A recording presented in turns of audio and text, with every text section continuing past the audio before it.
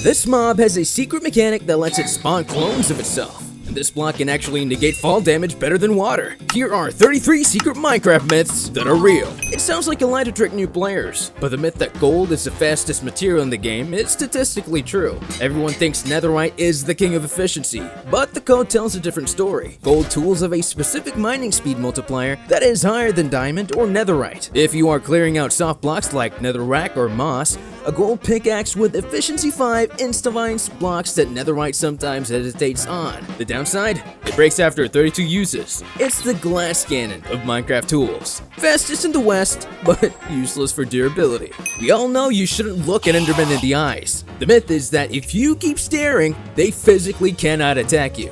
It sounds like a playground rumor, but it is a hard-coded behavior in the mob's AI. If you trigger an Enderman and lock your crosshair directly onto his face, the mob freezes in place. It will shake and scream, but as long as you maintain eye contact, it is paralyzed by the stare state. The moment you look away or blink, it attacks. It is a weeping angel mechanic that most players are too scared to test out. You probably know that foxes can pick up items, but the myth is that it can actually use the enchantments on them. If a fox picks up a diamond sword with a fire aspect and looting, it becomes a chaotic killing machine. The game logic applies the item's attributes to the fox's attack. If a fox holding a fire aspect sword attacks a chicken, the chicken burns and the cooked meat drops. It is arguably the most adorable and dangerous way to automate a farm. There is a myth that zombies can summon other zombies from thin air. You might be fighting one in a cave and suddenly 3 more appear behind you. You aren't crazy. This is a hidden mechanic called reinforcements. If you are playing on hard difficulty, when a zombie takes damage, there is a percentage chance it will spawn another zombie nearby. These reinforcement zombies ignore light levels and spawn rules, meaning you can technically get overrun by an infinite horde just by hitting one zombie with a weak weapon. Help me! Naming mobs usually just prevents them from despawning, but the myth is that naming a Vindicator Johnny turns it into a serial killer. This is a deliberate Easter egg referencing the movie The Shining. If you apply the tag, its AI behavior shifts from aggressive toward players to aggressive toward everything. It will pull out its axe and slaughter cows, villagers, sheep, and even other hostile mobs. It effectively becomes a hostile lawnmower, clearing out anything that has a pulse. Most people think jukeboxes are just for music, but they are actually redstone components. The game can tell exactly which disc is playing and output a specific signal strength. If you place a comparator behind a jukebox, it outputs a redstone signal ranging from 1 to 15 depending on the disc ID. 13 gives a signal of 1, while Big Step gives a signal of 13. This allows technical players to build password doors that only open if you play the correct song, turning your music collection into a security key. We know villagers turn into witches when struck by lightning, but the myth is that mushrooms have a secret shiny form that only appears during a storm. If a red mushroom is struck by lightning, it doesn't die. It transforms into a brown mushroom. This rare variant allows you to milk it for suspicious stew if you feed it flowers. Since you can't find brown mushrooms naturally in the wild, this myth is the only way to obtain the rarest cow in the game without creative mode. Since we are talking about animal mechanics, you might notice that skeleton horses behave strangely. The myth is that you cannot heal them with food because they are undead. Logic dictates that a potion of harming should heal them, just like a zombie. Actually, the code is just lazy here. Skeleton horses are passive mobs, but they classify as undead in the NBT data. However, unlike tamed horses, you cannot feed them hay bales or sugar. They simply don't have the eating animation or logic attached to their entity file. If your skeleton horse takes damage, you have to use splash potions or let them naturally regenerate. Everyone knows water buckets save you from falls, but the myth is that hay bales are the best solid block for landing. People assume slime blocks are better, but hay bales actually reduce fall damage by 80%. The math is surprising. You can survive a fall of roughly 100 blocks onto a hay bale. While a slime block bounces you, which risks fall damage at the second landing, the hay bale just absorbs the impact. For early game parkour, keep a stack of weed. It is safer than relying on a bounce. Fishing rods catch fish, but the myth is that they defy physics and can pull massive entities, including other players who are flying. This is the foundation of ancient PvP techniques. The hook entity has a property that applies velocity to whatever it latches onto. If you hook a player, a mob, or even a boat, right-clicking pulls them toward you. It works even if the player is flying with an elytra, allowing you to yank them out of the sky. It is a niche mechanic that turns a fishing tool into a grappling hook. The Warden is the most terrifying mob. There is a terrifying myth that the Warden completely ignores your armor. You could have full netherite, protection 4, and a resistance beacon, and it wouldn't matter. This is 100% real. The Warden's Sonic Boom attack is a ranged magic attack that bypasses the armor calculation formula entirely. It also bypasses shields. The attack deals roughly 10 hearts of damage directly to your health pool. Mojang designed this specific attack to humble players who thought they were invincible. Against the Warden, your armor is effectively just a cosmetic item. We mentioned hay bales, but there is a myth that a bucket of powder snow is actually superior to a water bucket for clutching for obvious reasons. While water requires a precise landing and flows everywhere, powder snow has a hidden physics property. If you land in powder snow, the game engine completely ignores fall damage calculations, regardless of the height. It doesn't matter if you're wearing leather boots or not, the boots just prevent you from sinking. From the impact itself, the block acts like a cloud, making it the safest landing pad in the nether where water buckets are illegal. Alright, moving from player physics to block physics, there is a myth that sticky pistons can be tricked into letting go of their blocks. Logic says a sticky piston should always pull its block back, but technical players know how to break this. If you send a redstone pulse that lasts less than 3 game ticks, the piston extends and retracts so fast that the block it pushes doesn't have time to update. It effectively spits the block out. This is a foundational glitch that Mojang decided to keep as a feature because it enables almost all high-level redstone doors. There is an old myth that using TNT to mine is a waste because it destroys the items. For a decade, this was true. TNT destroyed 70% of the blocks it broke. This gave life to a new myth, that TNT drops 100% loot, and this is in fact valid after 1.14 in Java. Mojang quietly updated the explosion logic, so that TNT explosions now have a 100% drop rate for blocks. This means you can build automatic tree farms and cobblestone generators with 0 loss. If you are still mining ancient debris by hand instead of using beds or TNT, you are wasting your time. Speaking of efficient farming, there is a myth that you can create infinite rails using slime blocks. This sounds like a creative mode cheat, but it is a survival reality. If you push a specific configuration of slime blocks and observers into a rail type, the game gets confused. It thinks the rail has been moved, but it also thinks the rail needs to be dropped as an item. It ends up doing both. It is arguably the most broken legal glitch in the game. And if you want to duplicate your brain cells, you should probably duplicate your support for the channel. Hitting subscribe is the only glitch that actually makes you smarter. Yeah.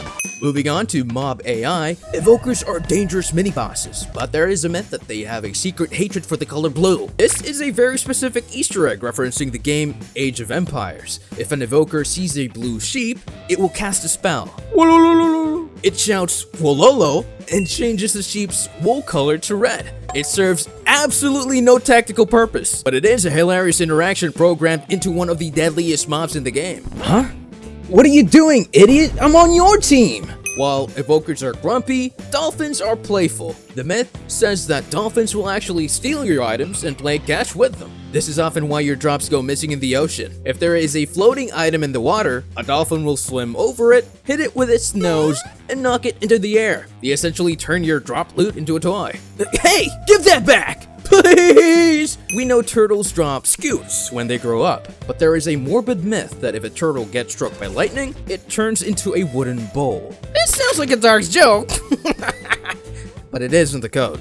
If a turtle is killed specifically by lightning damage, it has a hard-coded drop table to leave behind a single wooden bowl. It implies that the lightning instantly cooked the turtle out of its shell. It is one of the strangest cause and effect interactions Mojang ever added. Combat myths are usually fake, but there is a myth that you can reduce knockback without netherite armor just by timing your jumps. If you are hit by an attack while your vertical velocity is close to 0, the server calculates the knockback vector differently by W tapping, or sprinting and stopping, or jump resetting at the exact moment of the impact. You can practically nullify the knockback you take. It looks like hacks, but it's just physics abuse. If you want to defend your base, fences are ugly. The myth is that a simple minecart rail on the ground is a perfect force field against almost every mob in the game. Pathfinding AI views rails as a non-valid block for movement decisions. Zombies, creepers, and skeletons treat the rail like a 2-block high wall. It will track you, stare at you, and try to get to you, but they will not cross the line. It is the cheapest, most invisible wall you can build. Bows eventually break, and arrows run out, but the myth is that the piercing enchantment on a crossbow effectively gives you an infinity bow that also works with mending. The infinity enchantment prevents you from picking up fired arrows, but piercing on version 1.14 plus allows you to pick them up after they have passed through a mob. This means you can shoot a line of 5 zombies, kill them all, and then walk over and pick up the exact arrow you just fired. If you are careful, you technically only need 1 arrow in your inventory to clear an entire raid. Everyone knows campfires create smoke, but the myth is that you can boost the signal to make it visible from render distance limits. If you place a hay bale directly under a campfire, the smoke particles change. They become thicker and travel more than twice as high into the sky. This mechanic was added specifically for multiplayer signals, allowing players to mark bases that can be seen from high altitudes with an elytra. It is a primitive GPS system. Liquid physics change depending on your dimension. Myth is that lava flows faster in the nether, making it almost as dangerous as water. In the overworld, lava has a viscosity tick rate of 30.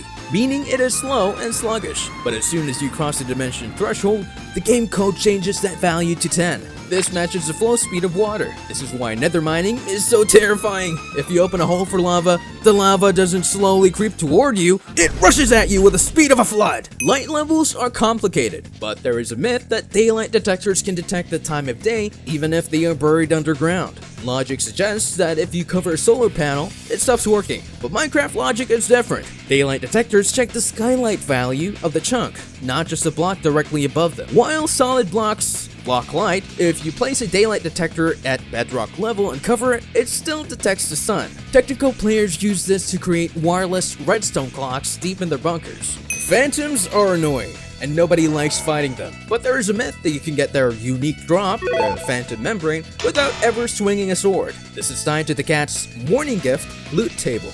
If you sleep with a tamed cat, there is a 70% chance it will bring you a gift. From that specific gift loot table, there is roughly a 3% chance the item will be a Phantom Membrane. It is rare, but the game implies that the cat went out, hunted a phantom, and brought it back to you. It is the only way to repair an elytra on a peaceful difficulty server.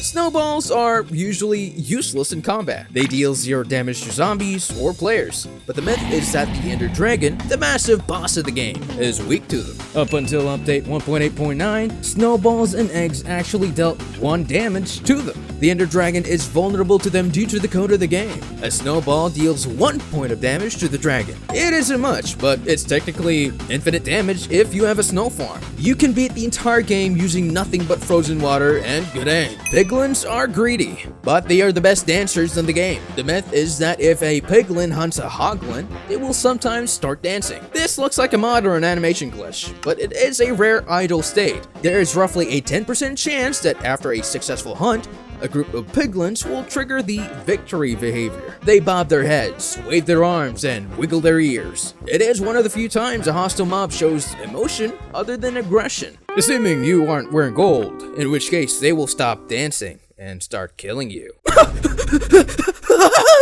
Explorers often get lost, but the myth is that you can create waypoints on your vanilla map without installing minimap mods. If you place a banner down and right-click it with a map, the banner's location and color appear as a permanent marker on the map. You can even name the banner in an anvil, like base or mine, and that text will float on your map. If you want to annoy your friends without destroying their base, the myth is that redstone ore is actually a lag machine. Redstone ore emits particles whenever an entity touches it, but if you trap a piece of ore and spam it with XP bottles or potions, the particle count multiplies infinitely. Each individual XP orb triggers a particle effect. It creates a particle bomb that tanks the FPS of anyone looking at it, turning their smooth gameplay into a slideshow. Wandering traders are usually only good for leads, but the myth is that you can steal their invisibility potion.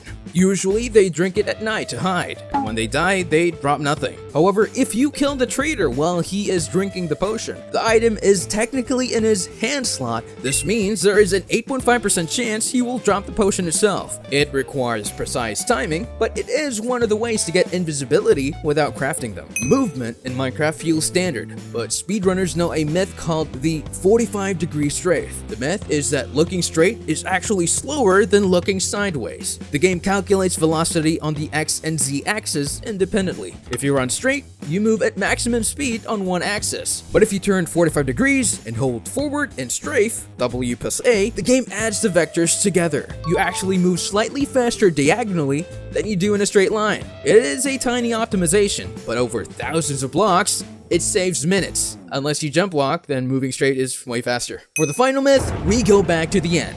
We know you can break bedrock with pistons, but the myth is that the dragon egg, a gravity block, can delete bedrock just by falling on it. This is a specific lazy chunk exploit. If you drop a dragon egg from a certain height and unload the chunks while it is falling, the falling entity data desyncs. When you reload the chunk, the egg solidifies inside the block it landed on. If that block is bedrock, the bedrock is simply replaced. It is the lazy way to break the hardest block in the game, proving that in Minecraft, gravity is the ultimate griefing tool, not even sparing the strongest block in Minecraft. And if you want to see 28 Minecraft facts that feel almost impossible to be real, click the video on your screen right now.